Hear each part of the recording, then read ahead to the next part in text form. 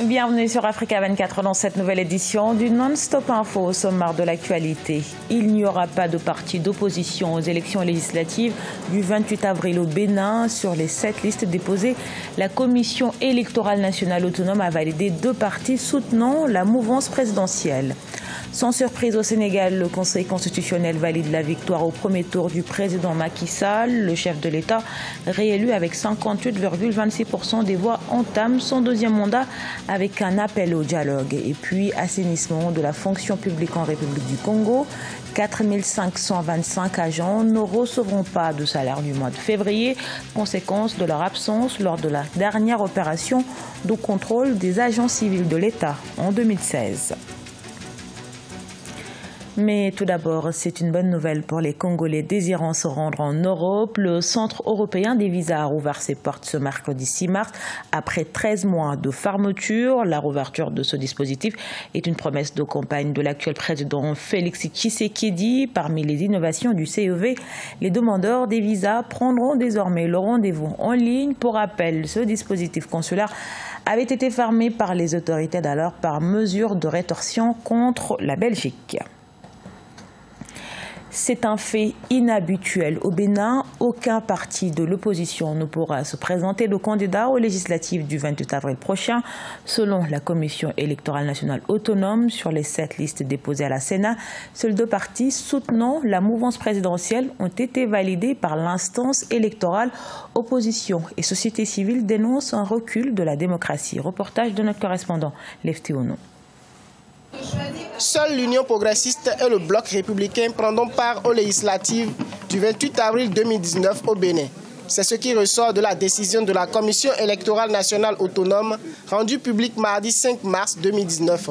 Après une étude des dossiers de candidature reçus, la Commission électorale nationale autonome Sénat a validé uniquement les listes déposées par ces 2 partis.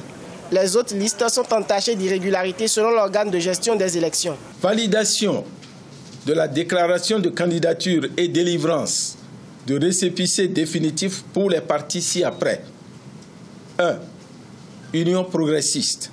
2. Bloc républicain.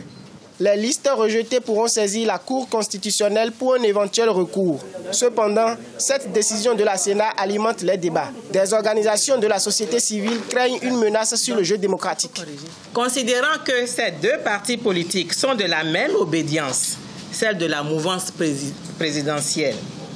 Considérant que cet état de choses fausse les règles du pluralisme démocratique, il convient que le président de la Cour constitutionnelle prenne ses responsabilités en mettant en place un cadre de concertation pour ouvrir la participation aux acteurs politiques de tous bords. Pour rappel, l'Union progressiste et le bloc républicain sont des partis de la mouvance présidentielle.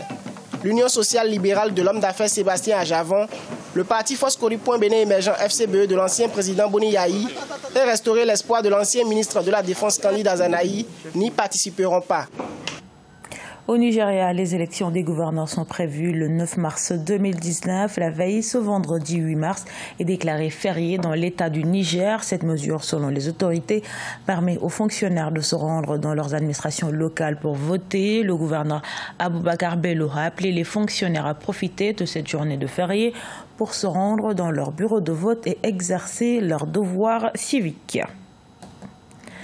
Le Conseil constitutionnel du Sénégal a sans surprise proclamé ce mardi la réélection au premier tour du président Macky Sall, le chef de l'État qui a aussitôt annoncé tendre la main à l'opposition pour un dialogue constructif dès le début de son mandat, le 2 avril, date de sa prestation de serment. Reportage de notre correspondant Eladji Ndiaye. Le président Macky Sall, après avoir vu sa réélection officiellement validée par le Conseil constitutionnel ce mardi 5 mars, s'est adressé à la nation à la présidence de la République. Son premier discours depuis le scrutin du 24 février 2019 a permis au président sénégalais de s'engager dans la continuité à travers le plan Sénégal émergent. À présent que la campagne électorale est définitivement terminée, je considère qu'il n'y a plus d'électeurs ou de camps marqués par des couleurs et démarqués par des lignes partisanes.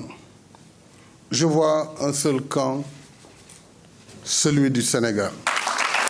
Le chef de l'État Macky Sall entame ainsi son deuxième mandat de 5 ans avec un appel au dialogue, un dialogue dont il compte définir les contours au lendemain de sa prestation de serment le 2 avril prochain. Mon rôle, c'est de nous rassembler autour des idéaux que nous partageons. C'est pourquoi je tends la main à toutes et à tous pour engager un dialogue ouvert et constructif dans l'intérêt supérieur de la nation. Après son premier mandat de 7 ans, le président Sall, âgé de 56 ans, est donc réélu avec 58,26% des voix. Pour lui, ce nouveau contrat de confiance lui permettra, entre autres, d'accroître l'emploi des jeunes, de moderniser les infrastructures routières et de poursuivre sa politique sociale. La sanction est tombée. Les salaires du mois de février de plus de 4500 agents civils de l'État du Congo seront gelés. Il est reproché à ces fonctionnaires de ne s'être pas présentés lors du recensement physique de 2016.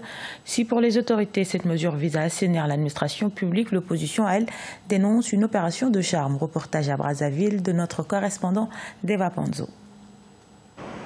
4 525 salariés ne percevront pas leur paye du mois de février 2019. Ces derniers payent leur absence lors de la dernière opération de contrôle des agents civils de l'État en 2016. Cette mesure vise à assainir la fonction publique, mais aussi constitue un pas important vers la bataille de lutte contre la corruption. Je pense que cela participe aussi à la lutte contre la corruption, on va dire comme ça. Je ne pense même pas que ce soit des absents, ce sont forcément et sûrement des cas de fraude, de corruption. On a injecté des noms comme ça pour soit gagner un salaire qu'on ne mérite pas. Malgré les multiples occasions de rappel, ces derniers pourront être réintégrés dans les bases de données lors de la campagne de réception et de traitement des réclamations liées au recensement qui s'ouvre ce 11 mars 2019, pendant un mois. Pour certains acteurs politiques, ceci est une véritable opération de charme. Et comment est-ce qu'on peut interpréter ça? C'est simplement dire que c'est une opération de charme pour le gouvernement, doublée d'une recherche de sensationnel. Pourquoi? C'est pour simplement faire plaisir aux partenaires financiers que nous avons, notamment le FMI, d'une part. Aussi, de l'autre côté, tenter de capter l'attention du peuple à l'heure de la crise, où le peuple attend des véritables solutions. Donc c'est vouloir donner l'illusion que le gouvernement travaille. Selon le vice-premier ministre, ministre de la fonction publique, Firmin Aïssa, ces agents seront reçus au site de l'école africaine des chemins de fer Impila selon un calendrier qui sera largement diffusé. Seuls les agents qui apporteront les justificatifs validés seront intégrés dans la base des données des agents civils de l'État. À la page du sport, l'Érythréen Merawis Kudus a remporté le 11e Tour du Rwanda ce dimanche, la première course par étape de sa carrière, la victoire qui met également fin au monopole rwandais, champion de cette compétition depuis 2014. Reportage de notre correspondant Fratanda Kiaisanga. C'est l'Érythréen Kudus Merawis qui a remporté le Tour du Rwanda de 2019 qui a pris fin ce 3 mars 2019. En 8 jours, ce jeune cycliste de 25 ans a parcouru les 953 km en 24 heures, 12 minutes et 37 secondes. 10 secondes le séparent du deuxième coureur, l'Estonien Rein Taramae. Je suis vraiment très content. Ce fut une compétition très difficile, mais avec l'aide de mon équipe, nous avons fait un bon boulot. Il faut aussi reconnaître les encouragements de la part des supporters rwandais, en plus de l'organisation de l'équipe. J'avais eu le maillot jaune à la 3e étape et depuis, je l'ai défendu, même si cela n'a pas été facile. La victoire de Kudus, qui participait au Tour cycliste du Rwanda pour la 2e fois, a mis un terme au monopole rwandais depuis 2014. En effet, pendant 5 ans, les vainqueurs de cette compétition annuelle étaient des Rwandais. C'est aussi la première qui se termine sans victoire d'étape pour les Rwandais depuis 2012. Notre équipe s'est bien préparée, mais souvenez-vous que c'est la première fois qu'elle affronte d'autres équipes qui sont au niveau international. La catégorie du Tour du Rwanda a changé et par conséquent les coureurs aussi. Nous avons l'obligation de nous entraîner plus pour qu'elle soit à la hauteur des autres équipes internationales. Pendant 10 ans, le Tour du Rwanda était une compétition du niveau 2.2 selon le classement de l'Union cycliste internationale. Pour sa 11e édition, le tournoi a été promu au niveau 2.1 et pourra ainsi voir la participation des équipes internationales. Ce journal a été réalisé par l'ensemble de la rédaction. Merci pour votre fidélité. Retrouvez dans un instant une nouvelle édition de l'actualité sur Africa 24.